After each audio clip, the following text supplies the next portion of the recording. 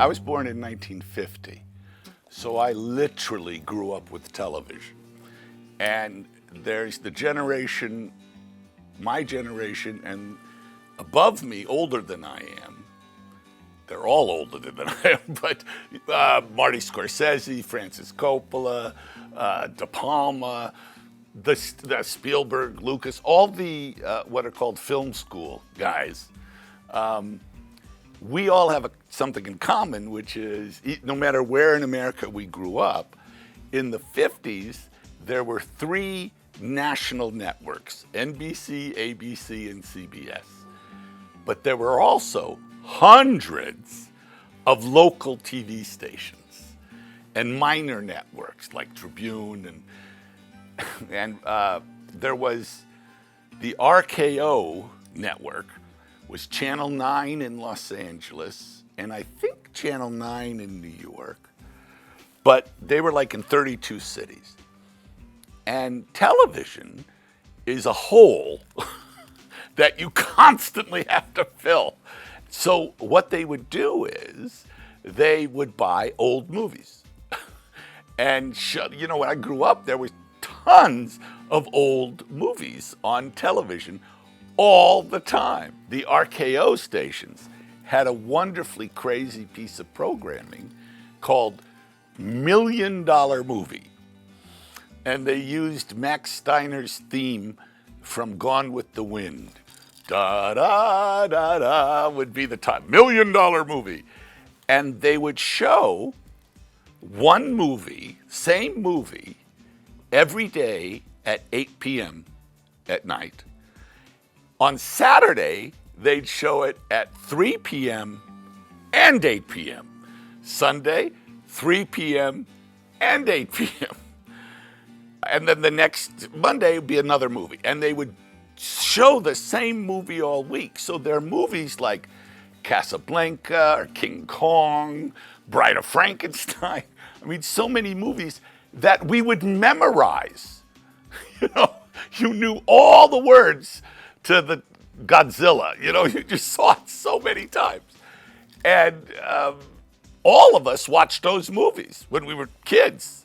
So we grew up with movies. And interestingly, even now, sometimes I'll see a movie and I'll go, it's in color? I didn't know it was in color, But that started my love of movies. And then, of course, I went to the movies. But if you ask people what was the first movie they saw in the theater, or better yet, what's the best movie-going experience, or what's their favorite movie, they'll always tell you the movie, but they'll also tell you the theater they saw it in and who they saw it with. And in my case, I have an advantage. Most people, when they're little, don't know what they want to be when they grow up. A fireman, a spaceman, cowboy, whatever. At 8 years old, I saw a movie at the Crest Theater in Los Angeles called The Seventh Voyage of Sinbad. And the special effects were done by Ray Harryhausen. And I had, what you have to do in any work of art, anything, a painting, a sculpture, a movie, a play, is what's called suspension of disbelief. Do you understand? Suspension of disbelief, meaning you're watching it. Probably the best example is The Exorcist. Because when Bill Friedkin made The Exorcist, I went and saw it. I'm not Catholic. I don't believe in Jesus. I certainly don't believe in Satan. I think the devil is the best excuse ever. Because I didn't do it. The devil made me do it. It's all bullshit to me. As I watched The Exorcist, I believed everything. It scared the shit out of me. I was terrified. And, when they were going, the power of Christ compels you, I'm going, yes, yes. I mean, it was amazingly successful. I think the Pope should give Billy Friedkin a medal because that did more for Catholicism than anything I can think of. So you have to have suspension of disbelief. As an 8-year-old seeing The Seventh Voyage of Sinbad, It had an evil magician. It had cyclops, dragons, giant flying rocks. It was great. And I know a producer who once told me, we're in the transportation business. I said, excuse me? He says, yeah, because someone comes in the theater, they sit down, and we take them somewhere else. And I thought, perfect. And that's what Seventh Voyage of Sinbad did for me. I loved it. And I came home and asked my mother, who makes movies? Who does that? And my mother said, for which I am eternally grateful, the director. And I was thinking back, I'm quite surprised, because where did that come from? And we had no connection to the film business. So from the time I was 8 years old, I knew exactly what I wanted to be when I grew up, a director. Hollywood is in chaos. And when you say Hollywood, you've got to remember, there's no such thing. There hasn't been anything as something called Hollywood in 20 years. But it is the center of the international film business, and because of streaming, and even more because of the conglomerates, Disney buying this and, them buying that, and you end up with three people owning everything. It's a very strange time, and nobody knows what the hell is going to happen. What I do know is motion pictures, as opposed to books. Books are an individual experience. They can be read to you, you can share it with others, but you are experiencing the book. You are reading the book. It's between you and the author and those characters. Film, interestingly enough, when projected correctly on a big screen with good sound, the more people you're with, the better it works, especially with comedy, because laughter is contagious, and horror, because fear is contagious. So the more people you're with, the scarier it is, and the more people you're with, the funnier it is. So yes, I actually think that the communal experience is a very important part. Having said that, things change, technology changes. What I'm shocked at is people watch movies on an iPhone. That depresses me terribly. I had a wonderful thing said to me yesterday. I'm looking at the screen. It's very big. And I said, looking around, and I said to the Locarno Film Festival person, what's the sound like? And he said, it's better than you think. Which is a line, it sounds like it was written by Billy Wilder.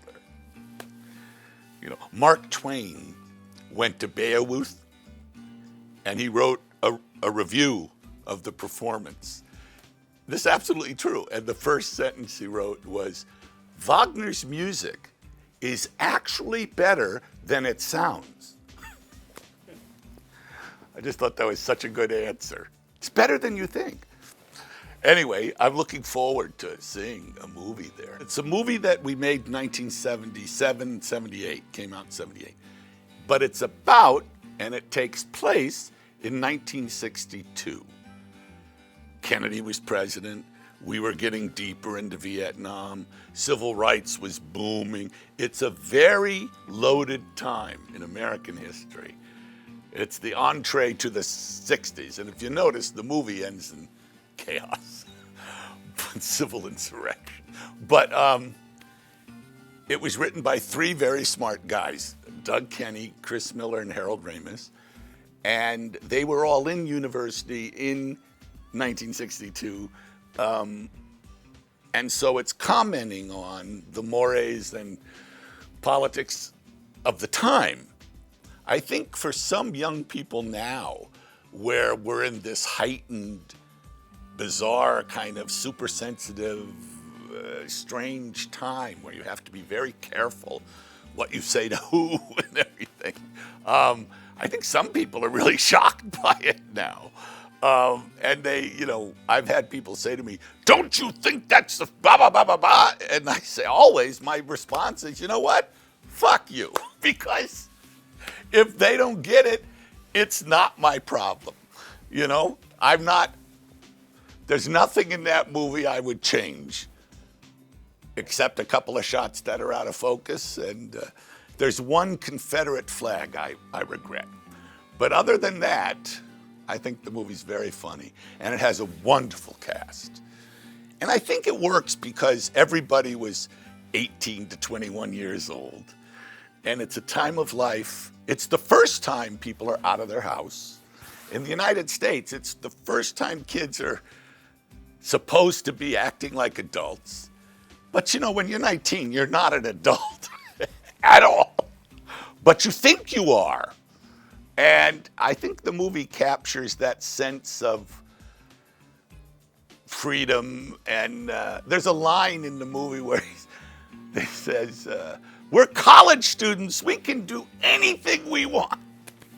Just that license to drink too much and fuck too much. And, it's a time of such experimentation that somehow the movie captures some of that and some of the fun of that. What happens with actors is it's always about getting the right part. Because an actor can be going along for years doing perfectly good work.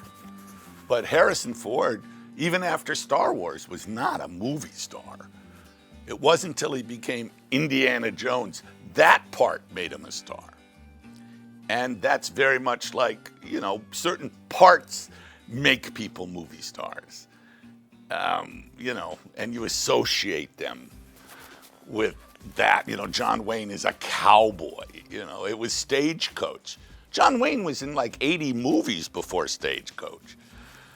But Ringo, that character he played, was so iconic, I remember I taught a class at UCLA or USC or AFI, one of those places. And I showed them Stagecoach. And one of the students said, but it's just one cliche after another. And I looked at him and I said, it wasn't when they made Stagecoach, It was like, Jesus Christ. I mean, my biggest regret is that in film schools now, they really don't teach film history. Because there are so many great films. I mean, thousands of great films. Italian, French, German, British, Swiss, Finnish.